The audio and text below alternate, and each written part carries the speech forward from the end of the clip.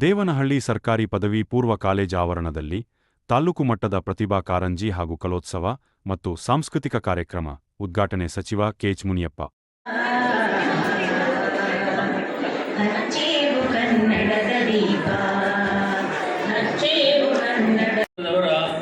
ಒಂದು ವಿಶೇಷವಾದಂಥ ಕರ್ತವ್ಯ ಇದೊಂದೇ.